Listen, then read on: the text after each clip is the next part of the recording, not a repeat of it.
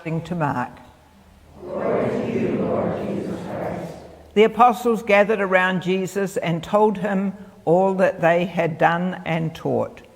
He said to them, "Come away to a deserted place all by yourselves and rest a while."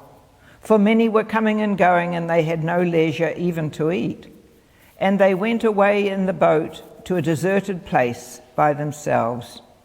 Now many saw them going and recognized them, and they hurried there on foot from all the towns and arrived ahead of them. As he went ashore, he saw a great crowd, and he had compassion for them, because they were like sheep without a shepherd, and he began to teach them many things. When they had crossed over, they came to a land at Gennesaret and moored the boat. When they got out of the boat, people at once recognized him and rushed about the whole region and began to bring the sick on mats to wherever they heard he was. And wherever he went into villages or cities or farms, they laid the sick in the marketplaces and begged him that they might touch even the fringe of his cloak, and all who touched it were healed. Hear what the Spirit is saying. Praise to you, Lord Jesus Christ.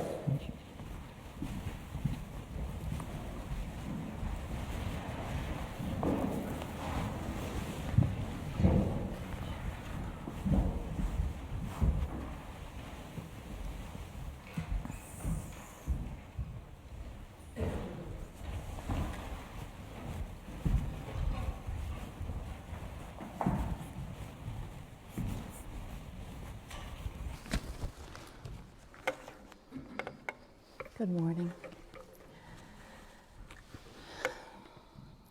The apostles gathered around Jesus and told him all that they had done and taught. What do you think that was like?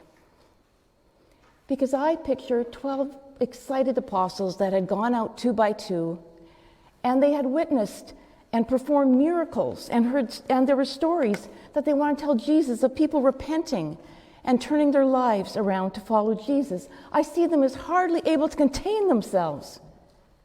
And I see Jesus listening and smiling and telling them maybe they need to go off and rest for a while.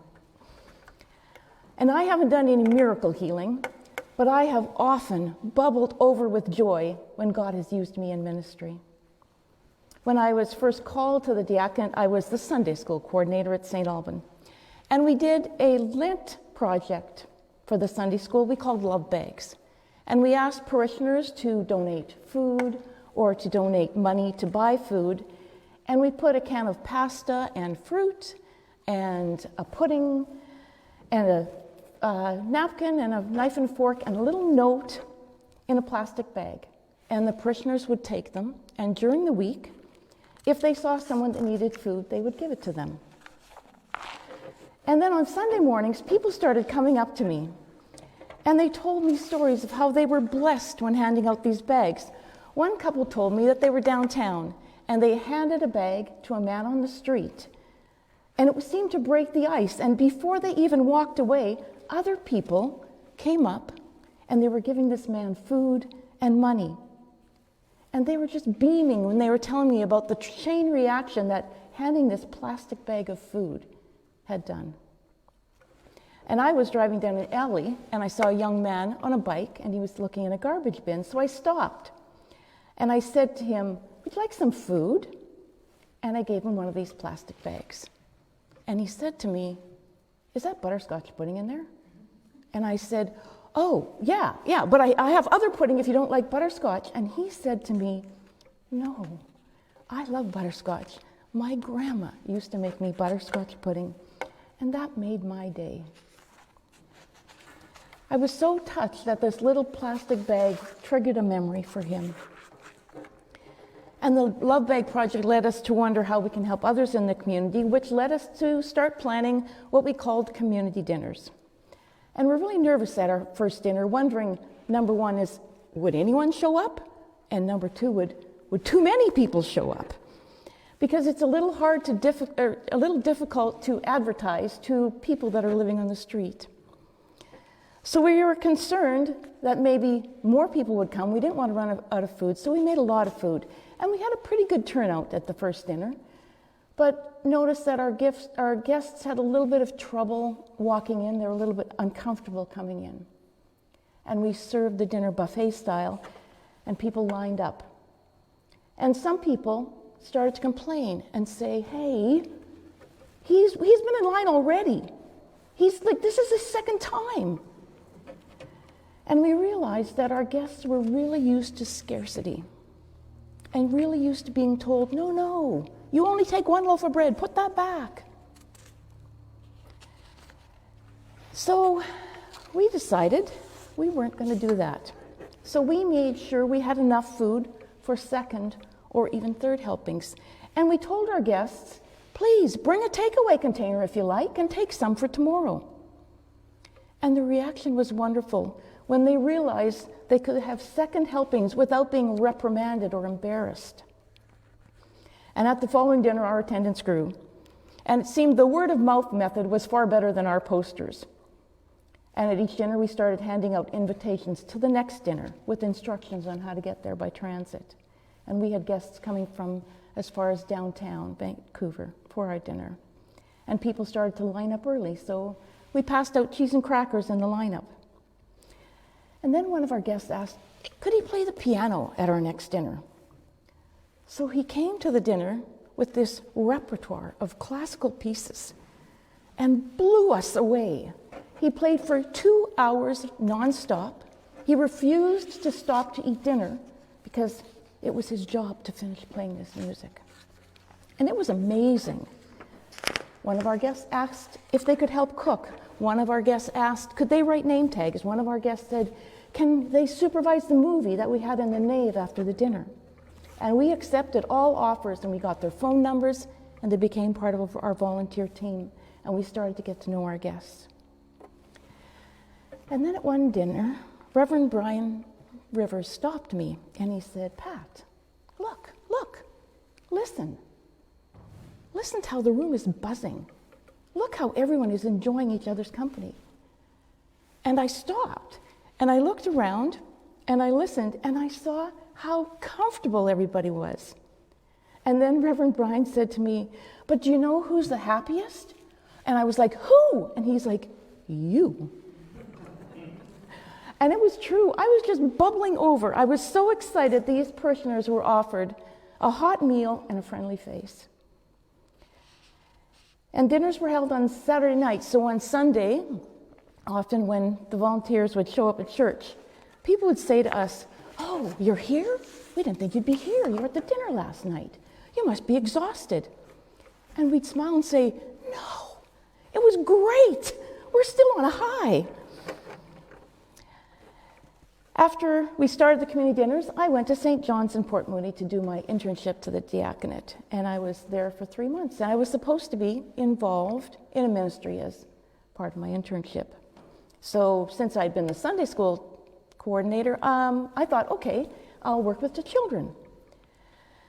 So that was my plan, but I guess that wasn't God's plan because their Sunday school was well established. They had enough teachers.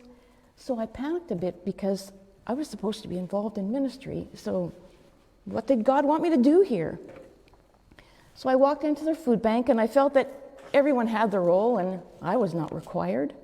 And I walked around feeling like useless, and finally I just wandered up to 2 guys who were waiting in line for groceries, and I started chatting with them and found out their names. And the next week I saw them come in the door, and I called out their names and said, hi, and they looked at me, sort of surprised. And so later I walked up to the table they were sitting at, and I chatted with them for a while. And then when I was leaving, one of them said to me, thanks for talking to me. No one talks to me. And I realized that there were plenty of volunteers to haul food in, to set up tables, to sort the food, to hand out numbers, but no one actually talked, or better yet, listened to the people that came. So that's what I did. That was my diaconal ministry for my internship. I listened to people, that's it. And every week I would come early and I'd wander around and just say to people, hey, how you doing? How's your week? joke around with them. Such a small, unimportant thing I did. But I saw people's faces light up when I would call them by name and say something really intelligent like, "Hey, how you doing?" And then I would listen to what they had to say, and it was priceless. Sometimes they confided their stories in me. And that gave me a really clear understanding that these people were my neighbors. They were my family. Except they were different in one way. They had suffered a tragedy that severely damaged either their physical or their mental health, and their lives turned upside down. And I realized that I was, and still am, one tragedy away from being in the same situation as they are. And shortly after my internship was over, I went to St. Catherine, another church. Again, I wondered, what does God want me to do here?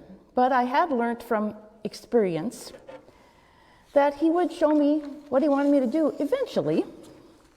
So I attended the Wednesday morning service, and their food bank was on Wednesday. And I was thrilled because some of my friends, actually from St. John Food Bank, were here at St. Catherine. And it was through St. Catherine's that I got involved in refugee sponsorship, and I joined the Deanery Refugee Response Team, and that St. Lawrence is also part of. And we submitted the sponsorship application in 2016, and a Syrian family arrived in 2018. And the sponsorship had some challenges. And we worked with a refugee settlement agent to deal with those challenges. And now I work for that refugee agency. I went from being an interior designer to assisting refugees with applications and settlement. And it is the most meaningful job I have ever done. It also might be the most difficult job I've ever had. It's challenging dealing with government forms and trying to help refugees settle, refugees who usually can't speak English and they don't trust anybody because their government has let them down. The worst thing about my job is that I receive requests daily asking for help, knowing that all I can do is take the file, add it to my file. Because there are over 20 million refugees in this world and less than 1% are helped. Actually, I think it's more like half of 1% are helped. But I have been so blessed because I go to the airport when refugees arrive to reunite families. Families that they thought they'd never see again, families that they had been trying to sponsor for anywhere from 5 to 10 years. And it is powerful to witness. And I wonder if that's how Jesus felt when He was in the midst of the 12 apostles, as they told stories of the miracles and the healing and the conversations that they had witnessed, conversions they had witnessed. The joy that fills you up and bubbles over. And I know that there's many ministries going on here at St. Lawrence, and I look forward to working with all of you to do what we're called to do, to continue Jesus' work here on earth. It may be as simple as listening to people. It may be difficult, but we may choose to face challenges in order to do something we're called to do.